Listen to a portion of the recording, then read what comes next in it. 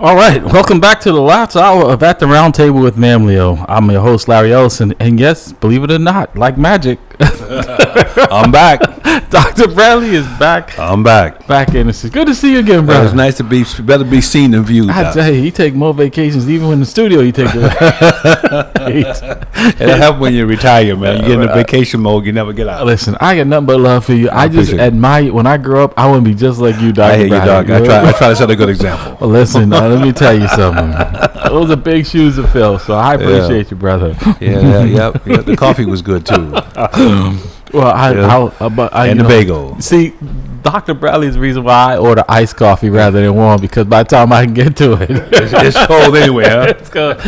Exactly. Yes. So, since I think, hey, Pastor Hobbs, can you give them a hand out there? They're trying to take their picture there.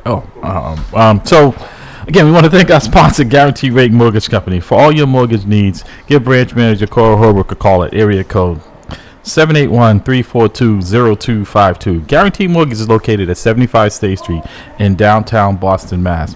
Guarantee Rate Mortgage Company, guaranteed to exceed your expectations. Yes. So we want to thank our guests for coming in. Kirk Thompson from RE/MAX, Angela Newby from Mass Housing, and Cora Holbrook from Guarantee Rate Mortgage Company. What an informative hour, Dr. Bradley. I saw even you had some questions in them. I think people, if you're not knowledgeable about that, and I've been in real estate since I was 19 years old, and so when you see how things are changing, how quickly, and we get nervous, like you said, I guess I'm not panicking now, because when I bought my first home, like I was saying, it was 10% interest, and that was considered low, and we're still under 10%, but because we've gotten so accustomed to these low rates, right? Because it's been you talked about the work that you were able to do is because the rates were low on your own home and refinancing and stuff. Yes. Because back then, if you didn't have good credit, you were paying 17-18%. Yeah. But yes, comparable houses were cheaper than they are now. Well, so things are changing, man. It definitely is. But the thing is that having guests like that in is very important to our community, because we oftentimes do not know these, the ins and outs of the real estate business. Right. I was just talking about the DSCR, the debt service ratio credit. And my wife has been in real estate since she's been on the job. Right. And she didn't know it. Right. She was like, okay, what is that? So, to bring people in to educate our community is very important. It's not just a slogan. Even though we're a law enforcement organization, right there on your shirt, right here on my shirt, it says working with the community. That's right. And that's a big part of it. And that's why we're here. That's what it's all about. Absolutely. More importantly, our job. No, we don't get paid for this, though. We sure. I got up 5 o'clock this morning. Listen, I don't get paid for this, and I'm retired. But I feel I'm committed to it. You know what I mean? Committed to doing it and educate my people. But it's also key. To me, it's even like, sir, I'm retiring in a couple of months.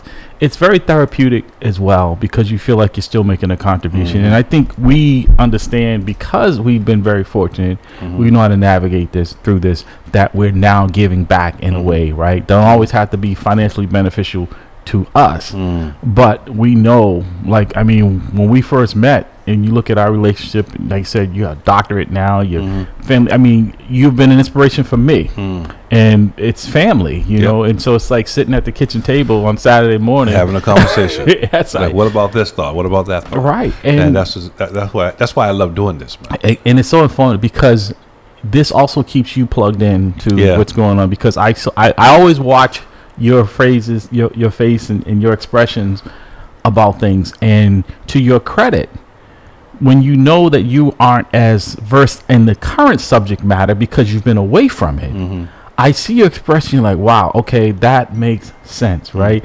When you came here, you were a Democrat. Now we're both independents, right? So you see, okay, not that you just take some, but you assess it and say, this makes more sense than what I'm doing. And when you sit there and say, like, well, we're talking about the commissioner, wait a minute, if we're talking about being progressive and we're just regressing to all of the old things, then how progressive are we? Exactly. We're not being very progressive. Exactly. But just to go back to that conversation, I'm really disappointed. Again, I don't know what's going on, so I'm trying to give him the deference and give him the lead way there to say, well, maybe there's some unforeseen battles that we're not aware of. But looking at the pieces that's around him, we're definitely going back to the 90s. in the early 2000. So that is very disappointing. Right. To have those folks there. Okay. No, you're right. And to that, disappointing, Tuesday is the election here in the city of Boston for city councilors. And I was saying, Dr. Bradley, most people wouldn't even know that there's an election taking place. And with all that's taking place in this city that affects the community, the violence, the lack of representation when it comes to people who had voted for an elected school committee.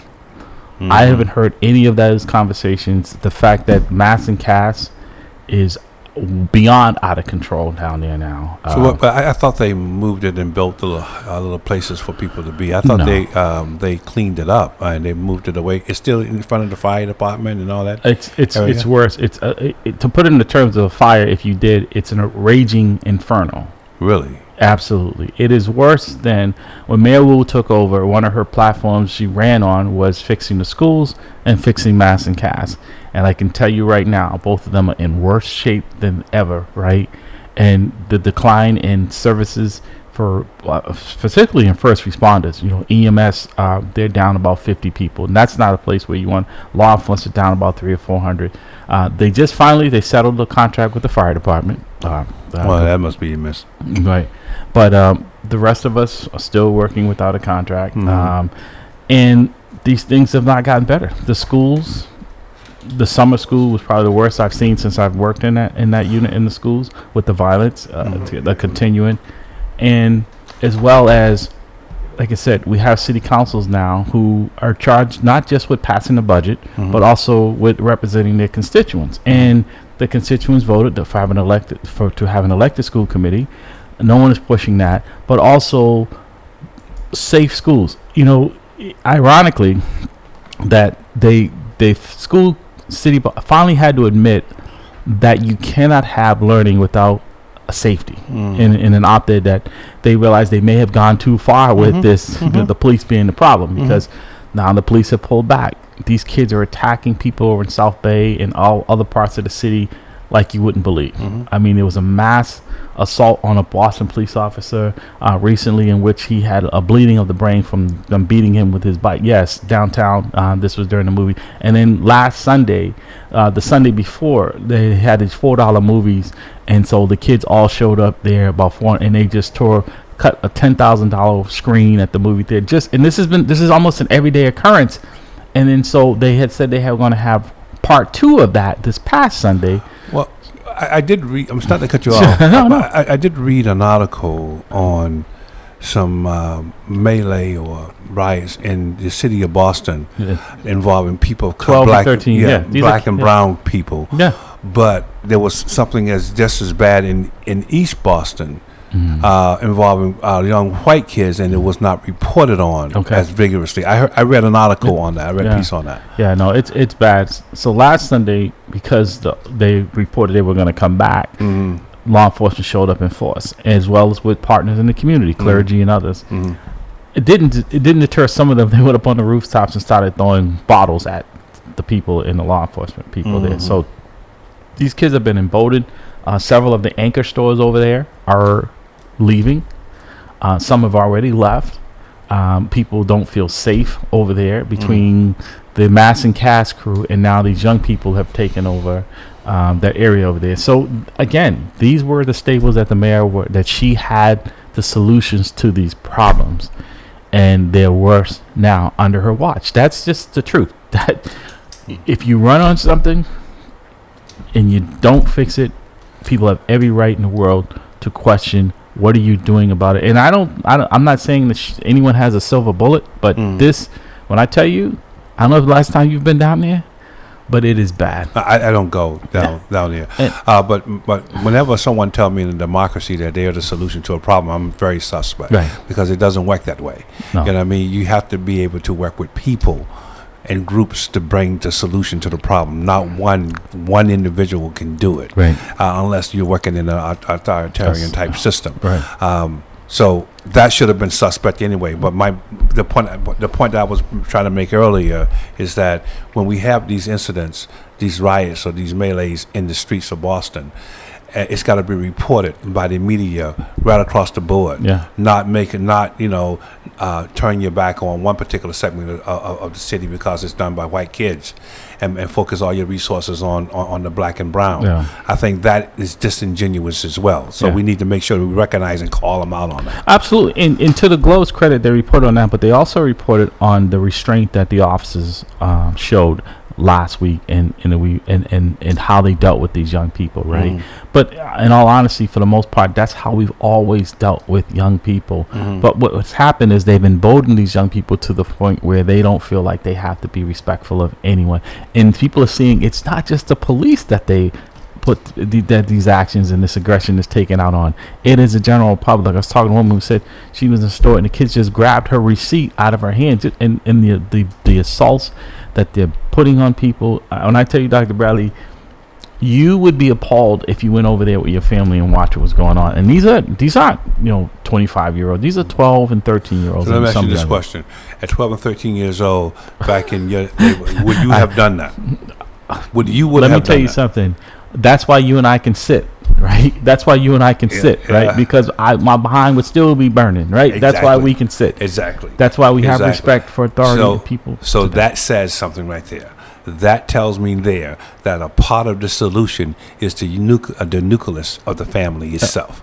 That's a part of the solution, because you know what? Although my parents were off and running and working and try to make ends meet, but the family was the youth, the community took a part in raising a youth. It was a village. That's right. A problem with our youth is that we have torn the family down to its very basics, right? And where you only got one individual trying to raise and work and do all the things that two people should be doing, and the kids are just left there just to raise, just to grow with no values. I mean, Commissioner Cox said it correctly in his statement. We're not babysitters. Yeah. And we are not. No. But we've been tasked with doing all these other things that were not our charge. When I came on, if you'd have told me that at this I would be doing the things with kids the way that I'm doing today, and like I said, a lot of it is beneficial, and I don't mind it. But a lot of it is above and beyond, because as you alluded to, there is a vacancy of parenting taking place. And I mean, the other thing too is that I raised 5 kids, bro. My youngest is 22 years old. Right. She's not out there raising that kind of cane. Right. Your children are not out there raising that kind of cane. Right. And other sisters and brothers and people that I know who are sisters and brothers are people too. Right. But other people that I know who are raising their kids, those kids are not doing it. We have a problem with the very fundamental building block of society is the family. Absolutely. We have a problem with that issue. But you didn't say when you came in and you have the blended family that, okay, that's your responsibility, this is mine, right? No. It's like, I'm here. Exactly. Let's do it. Exactly. I'm a father. I'm a father figure. Let's do it. But it's no different than your relationship with me, right? Is that you said, hey, okay, this is like my little brother, my brother. Yeah. I'm going to, and so that's a continuing. Yeah. We don't see that in a lot of, honestly, with these young officers, they're not looking for that type of relationship, and there's a price to be paid for that, because you don't learn from that wisdom, because then people just stay away from you, those who could help you out. And then you come when you get in trouble. Let's grab some of these calls, folks that want to weigh in on what was going. Good morning, caller. Welcome to the. Peace. Good morning. Can you hear me? I can hear you. Go ahead, Jamal. Go ahead, this is Jamal. Peace. Good morning. Good morning. So, number one, Dr. Bradley, you said, are the problems on Massacast, is it still in front of the fire department? Yeah. And I would say no. The fire department is behind it. Oh, wow. Okay? Yeah. Is that bad? I mean, I don't even know, once again, I don't know how people conduct business down there, and or how the businesses function. Who is going to buy a pizza or a sub at that joint? Who is going to go to the McDonald's or get gas there? Forget about all the people. I don't want to touch anything around it. I don't want to touch the gas pump. I don't want to put my credit card in the thing. So it becomes the situation is, it's beyond the beyond. Yeah. And you remember recently the potato chip driver that was down there and he was stabbed. Oh yeah, yeah, in the back of he was in the back of the truck. But that was on the news. But I thought, correct me if I'm wrong. I thought that there was a movement to remove all those individuals and place them in places. I saw people pulling bags. They do this all the time. So to your point, they did that. They moved some of them up to the Franklin Park, up to Shattuck, up there, and then when the weather is. They do always. When the weather got nice, they all started creeping back, and now it's worse than ever down there. And as you know, look, everybody don't want help. Right. Everybody don't want to go. Right. So that's the thing. And our good friend, and I hope he's listening again, Brother Siddiqui. Mm-hmm. I wish we could have a round 2 discussion on the condition of Nubian. Well, let me tell you, not to cut you out, Jamal. I was down there yesterday, and I'll be down there probably for the next 2 weeks because I coordinate with the transportation down there. And as soon as I pulled up, like last night at 3 o'clock to go into the building, I was encountered with. I'm watching all of this going on, and I'm like, I just want to get inside, and I don't smoke, so all of these offers of Newports and all the other stuff, I'm like, this is an open air market down here. But what's the police department is doing about that, though? Well, that's right around the corner from the headquarters. Because it's been a hands-off, Dr. Bradley. When you and I both came on, I'm going to bring this other caller in. Mm-hmm. Just being present where heroin is kept was arrestable. Understand this, folks. If you were present where someone was selling or using heroin, you could be arrested. Now, was that always the solution? And it didn't happen. It was reserved for certain instances, right? Where you knew the person might be involved in the selling of it, and they may not have had it on them. You could charge them with it. Now you can openly inject drugs in front of police officers with the blue lights on. I mean, you go down there, Dr. Bradley, when I tell you people are openly injecting and shooting up down there. Really? Yes. In their toes, in their upper thigh, in their buttocks. I done seen it all. And the number of homicides that have taken place down there. And within the last no, in Mass and Cass. Okay. There's probably been in the last year, I'm not exaggerating, probably 7 homicides from stabbings down there. In the last probably 48 hours, there's been several of them. One I think was fatal, getting hit because they're all out in the middle of the street, and folks, like I said, at night they don't have on reflective vests and everything, so they are causing problems in every. And they be stumbling. Even ones like who are in the middle of the street begging for money or whatever. I've seen several of them stumble off the curb right into the street. Exactly. It's ridiculous. Exactly. Jamal, sit back and we'll bring this other caller. Good morning, caller. Welcome to the roundtable. Good morning. Have you recovered your items from down there yet? I know that you were a victim of this as well. My goodness. It's I don't want to say, because I'm a man of faith, I don't want to say that Mass and Cass is lost, but I will say that I'll say it for you. There is a spirit over Mass and Cass right now that I have never seen before. I was down there just a week ago trying to do something that resembled ministry, and it was just insane. It was absolutely just insane. All they wanted to know was, do I want their body? Do I want their drugs? Right.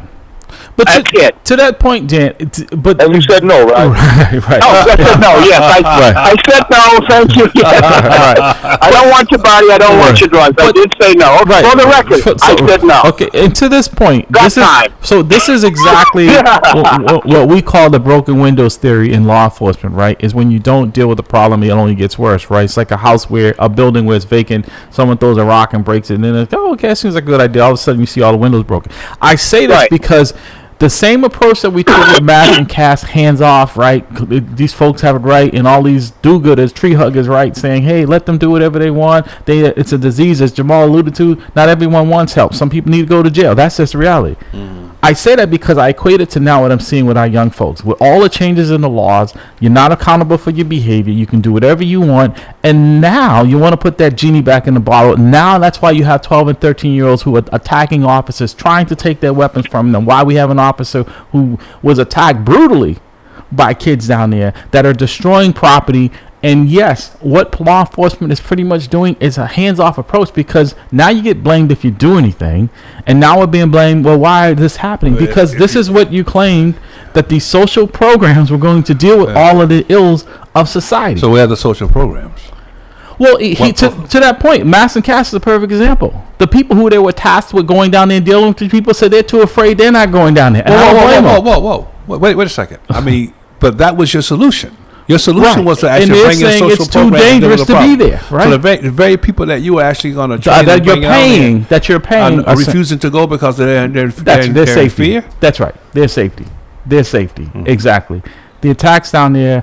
Okay. So gentlemen, is there a solution? Like I said, we have an election on Tuesday. A lot of these folks, you'll start seeing them taking pictures down there, the city councilors and whatnot, and that they claim, but they don't even really want. And the 4 white city councilors, and that's what, because they just sent out a state of emergency for Mass and Cass, and they're getting a lot of blowback from it. But it is a state of emergency. Like I said, the anchor stores at Southampton, between the kids and the Mass and Cass crew, like Jim, I go down there. We've been down there. I don't even want to get out of my car, and we're down there because we have to be down there for work. I don't even want to get out. And Jamal's right. I was down there one day, and I wanted to go to the bathroom, and I did not even want to go into one of the stores to use the bathroom. You should have went on the street like everybody else. Yeah, I would have got arrested. No, Jamal, you can't do that. You can't do that. I would have been arrested. I haven't been down there in a while. You don't want to. But last time I was there was a round hotel, McDonald's, and a pizza joint right at the Fork.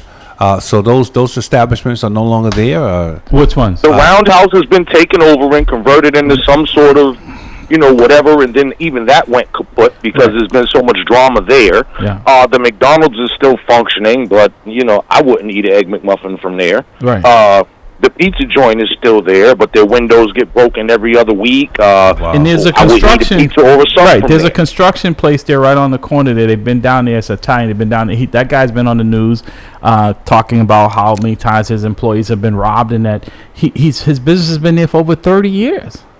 He can't. They can't even get on their own loading docks in the back because the bodies. It's like I got a truck coming. I got to get product in and out, and I got like 50 to 75, addicts on my back loading dock. Right. Wow, man. The thing is, this is what happens when this is the product of all of the social engineering that we unenlightened people didn't get. We didn't understand that they were there to help us. We didn't understand that this is, if you look at San Francisco is now advertising for people to come visit. They've never had to advertise in the past. That's the first time I ever saw that. Why? Because San Francisco was Mass and Cass on steroids. Mm-hmm. Human feces on the street. Right. This is ridiculous. You're paying. It's bad enough when you see dog poop, but now you've got people pooping on the streets and nobody seems. Well, we know every area has had this. As you know, LA's Skid Row is infamous. New York has the underground tunnels and all this type of stuff. Baltimore had its open drug air market, so popular that the series The Wire, did that. So every area has had something similar. What I think is unique about this is this is the most modern incarnation of this. The opioid epidemic, heroin, and once again, a lot of people, it's not just the needles now, but they're sniffing and they're snorting. And I haven't seen a heroin epidemic like this since, I'm going to say, the 70s. Then it had a little brief resurgence in the mid to late 80s and early 90s. But this here is unprecedented. Did y'all see when Counselor Tanya Fernandez-Anderson, she went down there and somebody snatched the phone right out of her hand? No, I wouldn't be surprised. Well, she wouldn't have dialed 911 anyways, but... No, she went to the... I'm surprised y'all ain't seen this. No, there was a cruiser, a SUV up there. Mm-hmm. So there's body camera footage and everything. She went over to the SUV. Excuse me, somebody just took my phone. He's right there with the red T-shirt, blah, blah, blah. The officer was like, oh, Jesus. He gets out. Mm-hmm. And then they start, yelling out to the crowd, listen, everybody, where's this lady's phone? And, she's like, I'm a city councilor. I need my phone. The lock is not on it right now. So it was a big thing. And they just kept yelling out, you better return this lady's phone or we're going to search every tent.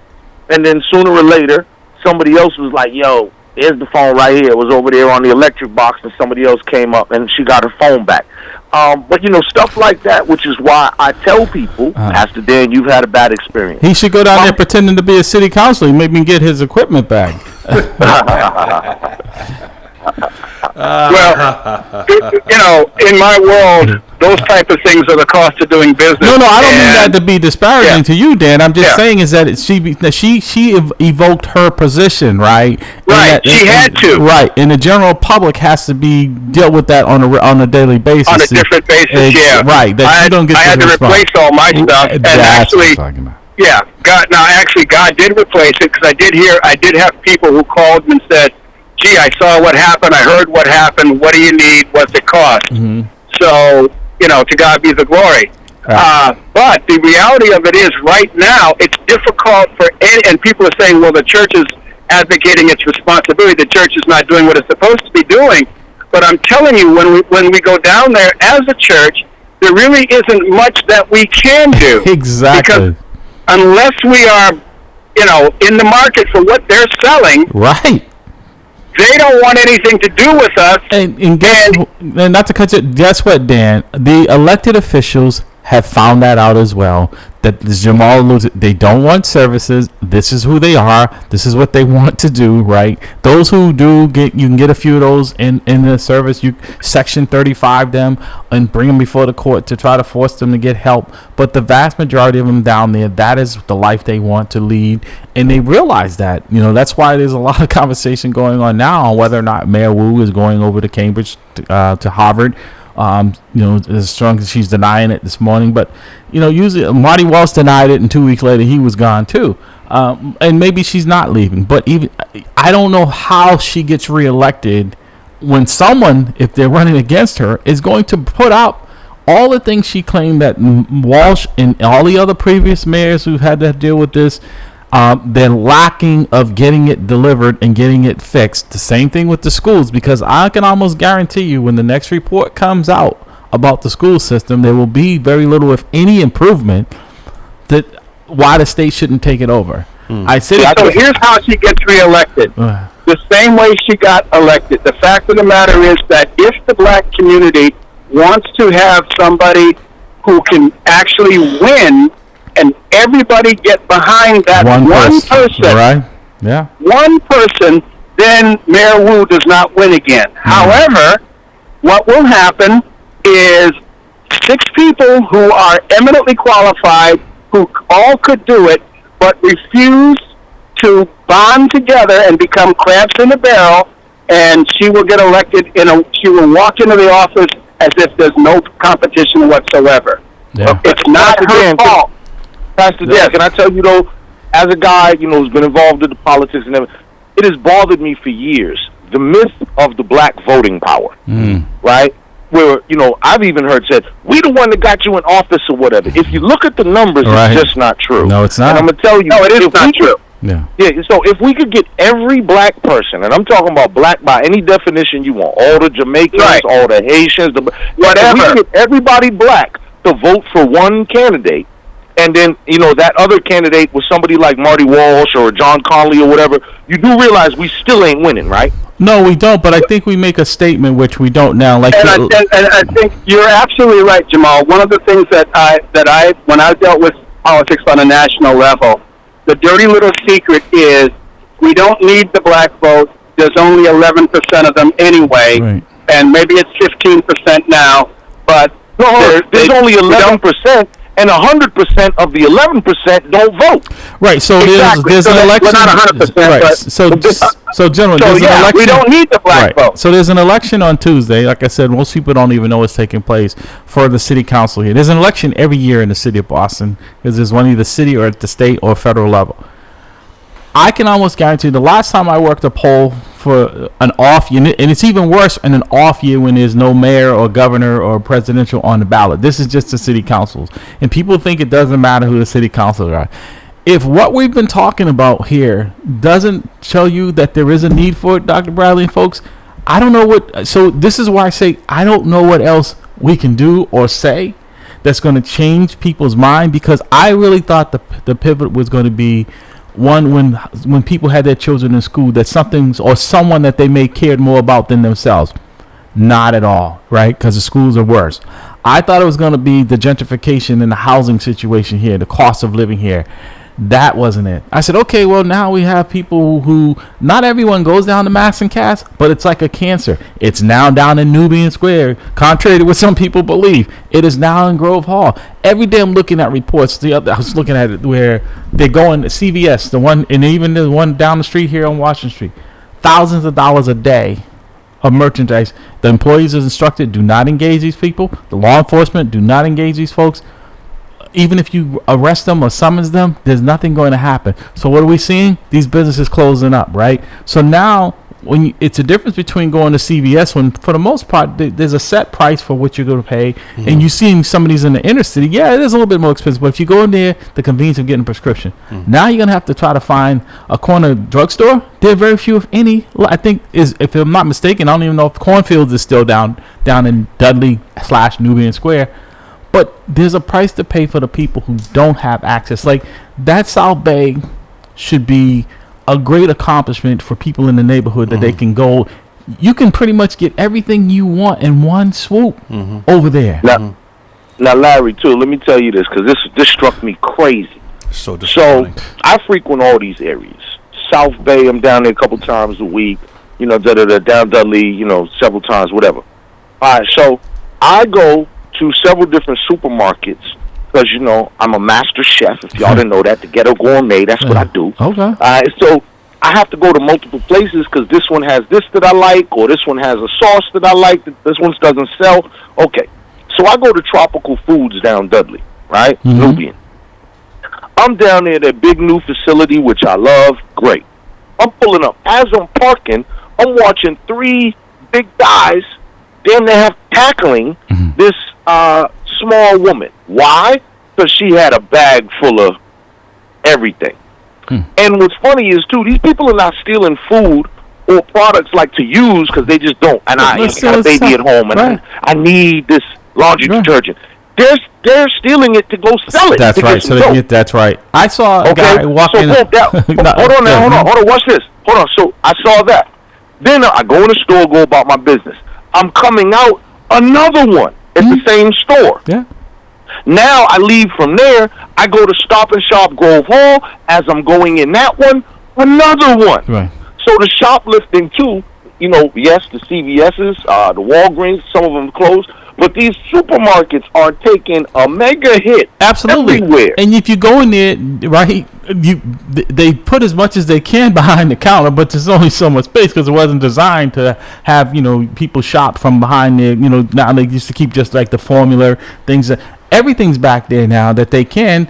So it's not even convenient to even go there when you can go in your neighborhood in another neighborhood and you can just go get what you need to get from there. Now, to your point, Jamal, the Walgreens down in Dudley on Washington Street, Nubian Square, right? I'm sitting there one day and I'm watching this guy walking down the street.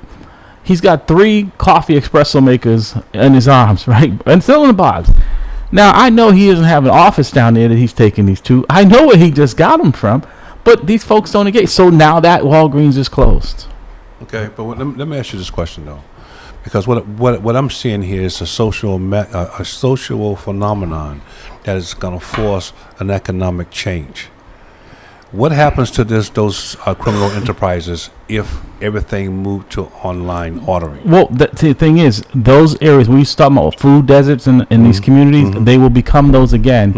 And then when you go out to Newton shoplifting, when the police come, you're getting arrested. That's where I'm going. That's where I'm going. Yeah. So what's happening, and this is another form of justification for gentrification. Yes. When you have criminality working to actually usher in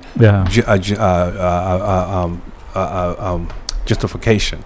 So you allow certain things to happen. Because what's happening here, I think, is that this big rush. Do you think Amazon is concerned about what's happening these episodes? No, because it's going to push everybody to actually doing a new way. Well, it is, and let me tell you why. Because even to that point you talk about, right, is that now they're not delivering, because if I leave a package on your steps, it's going to get stolen. So now they're saying, okay, we're not delivering there because they have to eat the cost for that. So they're going to say, okay, you're going to have to come to a central location. So that defeats the whole purpose of the convenience of having to deliver. But Dan, I want to pose this question to you. I know you said you're down there. What has been the interaction or the investment from clergy, if you know, in that area? I know they don't have the solution to the problem down there, but I mean, has it been a galvanized force of trying to do something collectively? Because like Sunday, they did show up with us for the day for a few hours when they knew the kids were going to be coming back down there.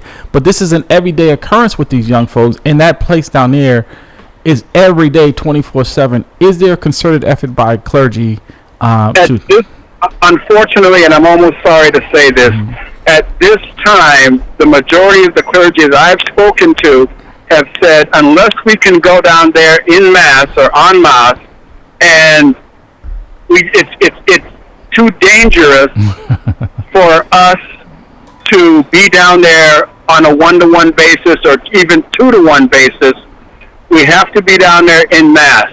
And then what I have found, what I have seen, and what I know to be true is you still you're limited as to what you can do because they're not interested in your God. They're interested in your socks, your food, your clothes, whatever. And the same person that will smile in your face and take all your handouts, if your car isn't locked, they'll be going through your car in the very next minute. So, Jamal, let me ask this question. Go ahead, Jamal. Yeah, so spiritually, and this is tough because we're y'all are in a church. This is a spiritual radio station and all this. Can we take certain concepts and say that in some cases prayer doesn't work, or that in some cases there is no covering or protection? In my experience, a lot of people like to think that there's this mystic. My mother was going to go down to Mass and Cast. My younger little sister was going. I'm like, yo, what are you, crazy? Don't go down there. You're going to make me catch a case. And I had to really put my foot down. But a lot of people are thinking like, oh, well, I'm protected and this is what Jesus wants and whatnot. And if that's the case, I mean, once again, I watched 1 million people pray for things like AIDS. Jimmy Swaggart and them, touch your TV if you're out there right now on TV land, pray with me. Yeah. I watch people pray millions at a time against AIDS or cancer or hunger in Africa or whatever. At some point, do we understand that stuff like that's like reciting abracadabra or something? It's magic, mystical thinking that doesn't work. No, it doesn't. So so now what he has asked is, once again, the real question. Where's God in it? And the reality of it is, prayer does work. Faith is what's necessary. And the problem becomes individual what works. Yeah. I still go down there. I still try and talk to people on one-on-one. I was down there, a week ago, and just looking to buy people breakfast. Just walking up to them and saying, hi, have you had anything to eat yet? Let's go to the McDonald's. And as I said, nobody was interested in just going with me and sitting down and eating. They'll take $1 if I want to give them $1. Right. But they will not. I don't want any interaction with you. I'm fine if you don't. So, Jamal, this is difficult because I know you struggle. Well, let me put it this way. I believe that you struggle with this whole idea of Christianity and the mystic Jesus. And the problem is that you've been given so much evidence to support your case that when you see true faith, or when you hear of a person who's actually committed, it's difficult to accept that this person is not going to be in trouble. The reality of it is, when we go down there, those of us who still go down there, we know that I believe I have a covering, I believe I have protection, and if I'm out of the will of God for me being down there, then that's just me. So speaking of that, I want to drag Pastor Hobbs into this conversation because when we leave here, he is going to deal with folks behind the walls, and want to get his take on that population that he's going to visit. How many of them he thinks have had a substance abuse problem, and that based from your perspective, Pastor Hobbs, you've dealt with folks. I don't know if you go down to Mass and Cass. I know you go down to South Bay there. Any thoughts on how we? Because it seems like folks will, when they're forced because they're incarcerated, they'll take the services because they have no choice. It helps them to maybe lessen their time there. Any solutions? I mean, we've been talking about this problem, and I don't think it's a solution to politicians, but don't run on you saying you have the solutions either, and you fail miserably. Yeah, I mean, a number of things. One, I think, yes, many people who I'll have the opportunity to go see with at MCI Norfolk Behind the Wall. These are the African American Coalition Committee. These are guys behind the wall that are doing tremendous work as it relates to advocacy. Yes, have dealt with substance abuse, have dealt with trauma. And so I think what has to happen is a coordinated plan that is not just the clergy, not just the police, but a coordinated plan to do intervention, to do prevention, and to offer people. It's one thing to go down and to be able to offer folks things intermittently. I'm talking about being able to create, when people come out of incarceration, they need a place to be able to go. And that's a healthy environment of stable housing, that you do the labor-intensive relationship building with each individual to find out what do they need. It's not a one-size-fits-all. Right, and that's you're absolutely right. As I tell them, we need some type of hub where realizing, okay, maybe it doesn't need my service, but we all get together and we kind of do an intake, and then you realize, okay, well, Dr. Bradley, he's probably more suited to deal with this person. So the rest of us don't need to be every time, going to the meeting when it only needs Dr. Bradley, just so we can get credit for being in attendance. Because, like, we used to meet with the mayor's folks every Friday. They claim to come up with a solution for all this violence, and then now it's maybe we'll do it once a month, because even during the meetings they would come say they were going to have a violence prevention program for the summer. They still haven't announced it, and summer's over. So I say this because I'm not saying that they don't have good intentions. That's cold, Larry. That's cold. I'm just being honest. Right? That they don't have good intentions, but execution is very weak. And I don't think when your senior advisors aren't senior in anything, even in age and experience, it is hard for them to really understand the magnitude of what they've been given. They give you a title, and they really set you up for failure, because they have dumped resources and money in there. There's a private folks that were down there on the news a couple of weeks ago, Dr. Brown, they were talking about spending $23 million converting what you were alluding to, converting some of that down there. Warehousing the problem is not going to a solution, because that's what the mayor thought they were doing when they put them up in Franklin Park. And it was likely one of those who attacked Mrs. McGuire. Yeah, right? But see, the problem is with our system, because what the pastor is talking about is our criminal justice system reintegrating, returning citizens back to the community. That's what I'm hearing. All right, our system was never designed that way. Hence the 13th Amendment. It was never designed to actually take an individual and throw them into the system and then let them serve their time and then release them back into society, being a full functioning individual in society. It was designed to create a cycle, a cycle of back in and out. That's why most of them are for profit. Exactly. Now, right? So therefore, in order for you to actually do what the pastors, and I love your work, because I think the return citizen piece is important. But what always struck me as being odd as a police officer was that I never saw an integrated reentry program that was put together to say to the individual, you know what, now that you're coming out of prison, these are the things this is where society is. It's no longer where it was when you left, but this is where it is now.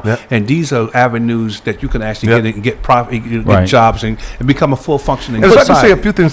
So one, that relationship starts while they're incarcerated. Yes, it does. Right? So re-entry doesn't happen once they get out the door, but we go in while they're there, building the relationship with them while they're behind the wall, and giving them voice on like this broadcast and other places, and giving them practical resources. So we meet them at the door when they come out, when they need a phone, right? When they need to be able to not get sucked into the cesspool that's outside the door, because they've got support to walk a different way. But the administration of the prison system should have the end objective in mind when the individual walk into the door. Correct. This is the process you're going through for rehabilitation, restorative justice, whatever the case may be. But at the end of this process, this is where you're going to be, and you're going to have to go into this reintegration program where now you're back into the community as a full functioning taxpayer. But we also have to do something about the barriers that we put on the exit side, right? Because some folks going in, they get law degrees, but they come out, they couldn't practice anywhere. That's where I'm going. Right. That's where I'm going. Exactly. That's why I'm saying to you that the system was never designed to have you serve time and then be released back in society. That's right. Unless you know what? Let me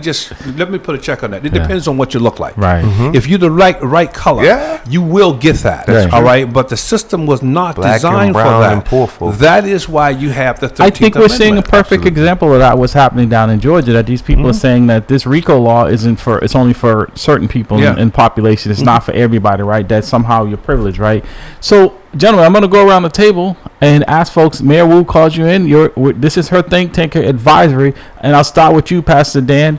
What would you suggest to the mayor for a solution? We're looking for solutions to give her because she's going to say we're sitting here griping about what's going down there. Rightfully so. We're just pointing out the shortcomings down there. What would be your recommendation for dealing with mass and cash, sir? Okay, the first thing we need to do is shut it down. Everybody, all of your what stuff. What does that look like? I'm going to tell you. Everybody, all of your stuff. We're going to pack you all up and take you someplace. Maybe to a gymnasium or whatever, and you don't leave that gymnasium until we put you someplace. But how do you enforce that? Because I'm just, like I said, I'm just being the devil's advocate here because I'm going to tell you because like even for us going down there, unless we get an order from the court, we can't force people into treatment. So that's what I'm saying. So if they're not voluntarily going in there, where do we go from there? The folks who we can get pink slip, the Section 35s, to do what you're saying, but the vast majority of them are not going to qualify for that. What do we do with that population that we can't get in the gym? Well, then the next step is to declare a state of emergency, martial law, and you send in the National Guard. Okay. And if you can't you send in the National Guard to occupy that area as if it's a state, as if it's a combat zone. And what will happen when you do that is all of the bad forces will realize they can no longer operate there, and they will leave on their own. But until you... No, I'm saying they'll move someplace else, but go ahead. They'll move... Well, where they move will not be there. In other words, if you can't... and you have to make... What we did to get rid of the drug dealers that were in our area is we shined the light on them. And we just kept them. We just said, okay... You can operate if you want to, but you're going to be on camera when you do it. You can operate it, you can sell your stuff, but here's the documentation. And what the drug dealers eventually decided, pretty quickly actually, that they can't be there. So the National Guard needs to come down and occupy that area as if it's a war zone. All right, in which it is. Jamal, what would you... so Mayor Wu... Go ahead. Well, once again, I can't say what mayor will. Let me just say what I would do if I was mayor. No, I'm saying you're advising her. You know, I said, I can't advise her. You know what I mean? I can't speak on what I can only say what I would do. Okay. So if I was in that position, and I've said this before, it's similar to Dan's, but I think, a little bit more realistic. I wouldn't do the National Guard thing, But I would instruct the police to lock everyone up. And as I said, I would pull up with school buses or whatever, and I would begin locking people up based on every infraction that there is. Okay, and so they'll be out before I finish my paperwork, but go ahead. No, well, that's the problem. Other thing. Right. Well, that's the other thing.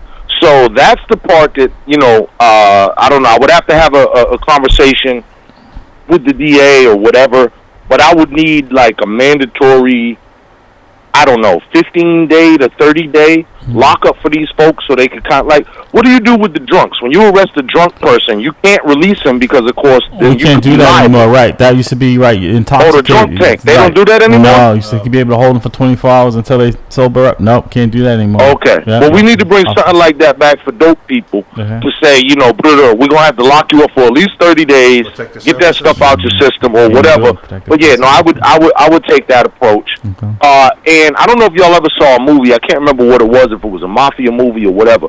But a guy walks into a little bar type of situation, and then he realizes these people have set him up, and they all want to kill him. So one guy kind of approaches him like, yo, you got anything else, you know, you want to say? And he backs up to the door, and he clicks the lock on the door and locks it. And he says, now you can leave. And then he kills everybody in the room. Now, my point is, hold on. My point is that I would cordon off Mass and Cass, close it at that end, the other end, and then both sides, the side streets there by the Clifford Park and all that. Yeah. And everybody within that vicinity is going to run through some sort of check. And then on that check, you know, undoubtedly, you're going to find all manner of illicit things. So I'm gonna lock them up. I'll bring Dr. Bradley, but you know, ACL will be visiting. They'll be down there. I would pour them coffee. Right. Okay. My solution would be actually not law enforcement or the National Guards. Boston is not the only contributor to the people that are actually living there. Right. There are people that are coming from all cities and towns that are around. I'm the mayor in Lynn and Somerville. It sucks to be you, Boston. Yeah, exactly. But if I would push that we come together to actually come up with, you know, a funding source so we can provide services and resources for these people.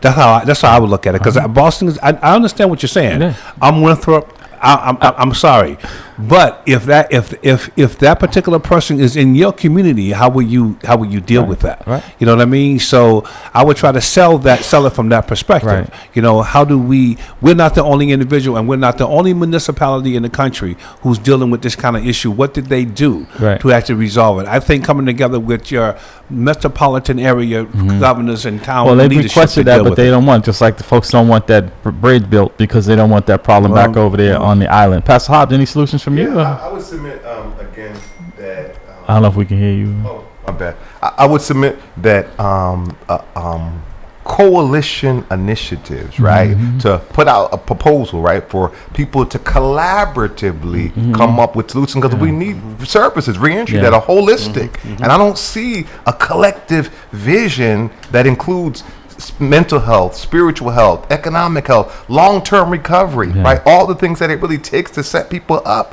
for long-term healing and recovery. I don't see a vision for that. Well, let me tell you what my solution would be somewhat is I'd invite all of these judges who actually oversee the criminal activity in that area and have them come down there and hold court down there and see what it's really like on a daily basis, and not just for one day, but have court down there and see what a disruptor it is for those businesses and those residents and law enforcement down there. Because I think it's one thing when you see a little blip from the channel about that in the paper and you read it, but when you actually live it, and the reason I say that is because Judge Spurlock, who's been retired for quite a long time, I remember him sitting on the bench in Roxbury Court. I was in the drug unit.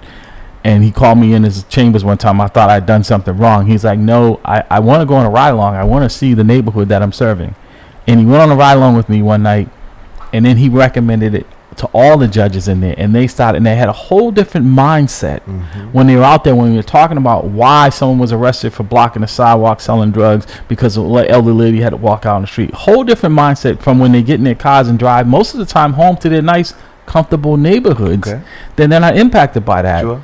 So when you live it, you have a whole different vision on that, right? That's a good point. That's a good point. Because and then those folks from the ACLU, right? They talk about how many of them are actually down there doing the work and dealing with it from a perspective where someone is snatching their cell phone out of their hand, or the minute that one of them gets something done to them. I remember I was Roxbury Court, and then we got to run with time, right? And there was these kids were stealing cars all the time. and this was judge in there. Matter of fact, what was his name? The I forget his name. Anyways, he always was saying it's not a problem. And then one day his car got stolen. The next person that came in front of him for a stolen car went to jail because now it hit home. It hit home with him. Right. You know. So matter of fact, Gerald, you probably know him. They used to call him Sweet Cake something. The judge down there. But anyways, I think folks have to have some skin in the game and not just be looking at it from like George Bush when he flew over New Orleans, right? It looked totally different even with all that water down there. But when you're on the ground, from a different perspective. Yeah, let me just say quickly.